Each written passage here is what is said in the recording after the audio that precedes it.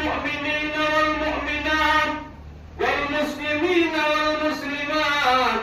خصوصا الأفضل البشر بعد الأنبياء بالتحقيق كلمة رسول الله صلى الله عليه وسلم سيدنا أبي بكر الصديق رضي الله تعالى عنه وعلى الزاهد الأواب الناطق بالحق والصواب سيدنا عمر بن الخطاب رضي الله تعالى عنه وعلى كامل الحياء والإيقاظ سيدنا عثمان بن عفان رضي الله تعالى عنه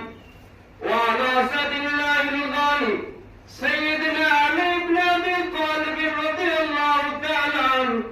وعلى ولدي السيدين أبي محمد الحسن وأبي عبد الله الحسين رضي الله عنهما وعلى أمهما سيدة النساء فاطمة الزهراء رضي الله عنها وعلى أمه الشريفين المكرمين المنزهين من الدنس والأرجاس سيدنا حمزة وسيدنا عباس رضي الله تعالى عنهم أجمعين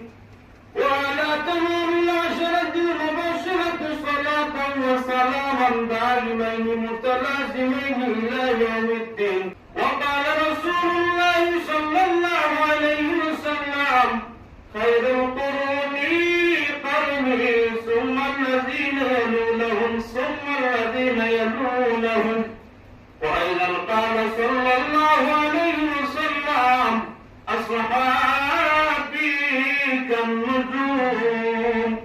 بأيهم اقتديتم اهتديتم الله الله في أصحابي لا تتخذوهم غرضا من بعدي فمن أحبهم فبحبي أحبهم ومن أبغضهم فببغضي أبغضهم اللهم أعز الإسلام والمسلمين وأنجز وعدك وكان حقا علينا نصر المؤمنين ربنا آتنا في الدنيا حسنة وفي الآخرة حسنة وقنا عذاب النار اللهم لا تقتلنا بغضبك ولا تهلكنا بعذابك وعافنا قبل ذلك ربنا اغفر لي ولوالدي وللمؤمنين يوم يقوم الحساب أوصيكم بتقوى الله والسمع والطاعة في السر والعلن وعليكم بسنتي وسنة الخلفاء الراشدين المهديين تمسكوا بها وعضوا عليها بالنواجذ ولا يقود قوم يذكرون الله إلا أفكم الملائكة وغشيتهم الرحمة فاذكروا الله يذكركم وادعوه يستجب لكم ولذكر الله تعالى أعلى وأعلى وذل وأموات أكبر